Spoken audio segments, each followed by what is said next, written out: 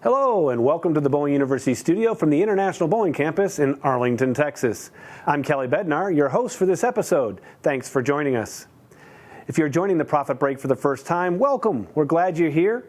Give us 15 minutes and you'll be on your way to improving your profitability. Whether you're already in the arcade space or you're considering upgrading, the fear of making the wrong decision can be paralyzing.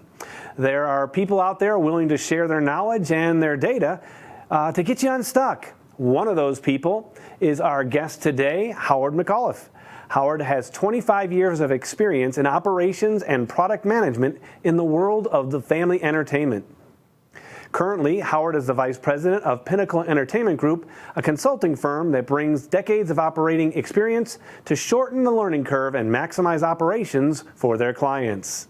Howard, thank you for joining us today. Thanks for having me. Oh, we're always great to have you guys.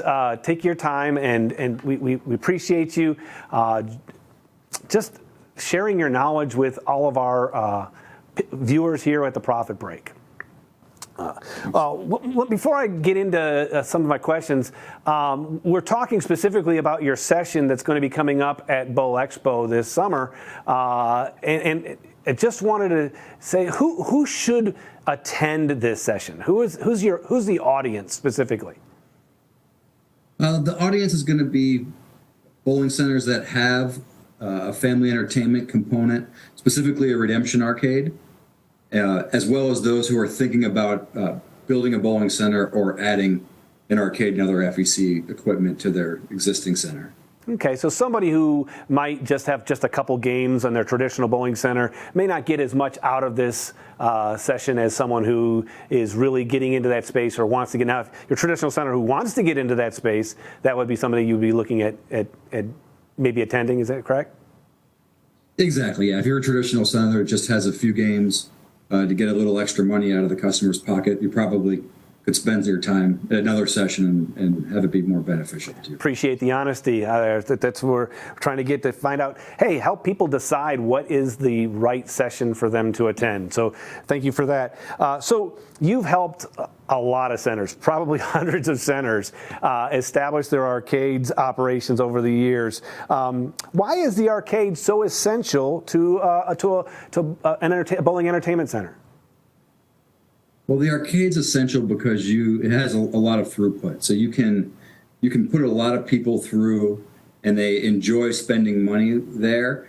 Typically in bowling centers, when you're busy on the weekends, you have a wait.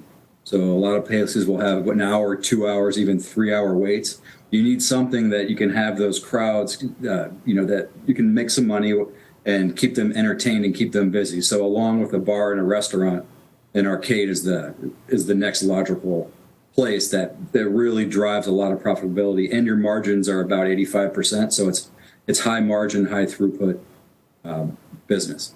Well, you mentioned the bar, or all of these different things. It kind of brings a question in my mind: is who's playing the video games today? Who is that video game? Or I call it video game arcade. Probably a better way of saying it. Who is the arcade customer? Who's playing those arcade games?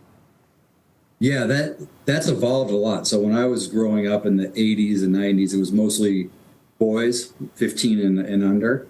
And the reason that the arcades are so successful today is that we have the widest audience ever. Redemption has brought a lot of more women that want to play.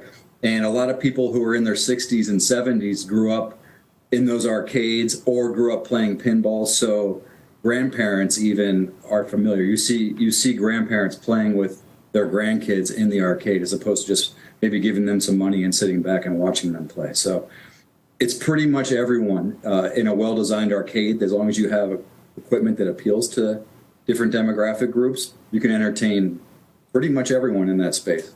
Oh, I didn't think about it that you kind of positioned it that, hey, depending on your game selection, you can attract a much wider audience than I would have thought. I thought the 15-year-old boy. It's like you hit me right there. It's like, well, I guess that's me. So as somebody's designing that, like you said, game selection is a piece of that puzzle. I'm sure there's more to that. So prior to opening an arcade or expanding their arcade, How does someone get themselves set for success in their particular facility? Yeah, I think there's a lot that we'll go into during the session, but I'll go over a few of the things that we see people make a mistake a lot of times. One is they either don't have a prize counter, or they do a very cheap prize counter. So thinking about having really exciting prizes and then presented in a really nice, think retail kind of a way, like a retail store almost, or counter. The other thing is that ceiling heights. You want to have at least 12 feet of ceiling height.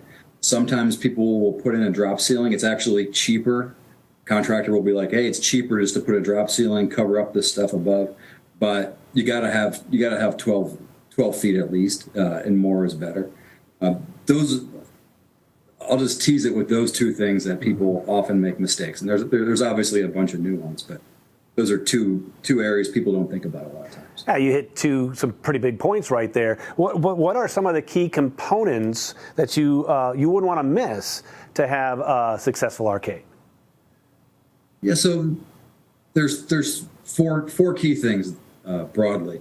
One is you got to have a good game mix that we talked about before. You want to have some games that appeal to different groups. You want to have games that appeal to groups. So maybe you want to have something like basketballs or skee balls where people can compete with each other, enjoy playing together. That's important to think about. Think about, especially if you're going to have a lot of parties and corporate events, you got to think about entertaining those people in your space. So the game mix is where you start. The other important thing is the prizes, which I touched on. You want to have a good prizes from a good vendor and that look good and are appealing and encourage people to save their tickets and come back multiple times. The other key thing these days is a card system. We haven't done any projects for well over 10 years that didn't have a card system. It allows you to do lots of promotion, marketing. It eliminates your two biggest challenges in a typical arcade, which are coin jams and ticket jams. So the card system eliminates those. It allows you to control for theft. It does so much towards really taking the arcade to another level. So having the right card system, right games, right prizes. And the fourth thing, which we'll talk about a little bit later, but is incorporating it into the rest of your business. So when you're creating an arcade or an FEC component, you're adding another business. A lot of bowling centers have a bowling business, a bar restaurant business, and an FEC or arcade business. So how you integrate those is really important, and that's physically. You don't want like a wall and a hallway to get down to the arcade if you can avoid it. You want all of it to be part of one big experience, integrated physically and operationally. I have to admit, I met your dad 10 years ago, early on with Pinnacle, and he had mentioned the card and the game mix and things. The one thing you just mentioned that I hadn't heard you guys mention before was this integration piece. So that's new that people have to realize that's going on. So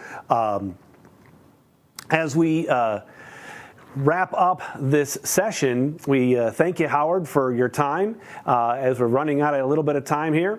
You don't want to miss Howard's Bowl Expo session on Tuesday, June 27th in Orlando, where he'll be joined by his father, I just mentioned a few moments ago, with several opportunities to grow your arcade revenue. As we wrap up this edition of the Profit Break, remember that when your focus is on growing people, people will grow your business. If you're ready to start improving your profitability, you can reach us at any time at education@bpaa.com. This episode, as well as all of our previous Profit Break episodes, are available 24/7 for you and your team at bowlinguniversity.net. Plus, new episodes are available every month, so mark your calendars, watch your email, and join us on Facebook to hear about the latest episodes. Until then, I'm Kelly Bednar, and do for one what you wish you could do for everyone.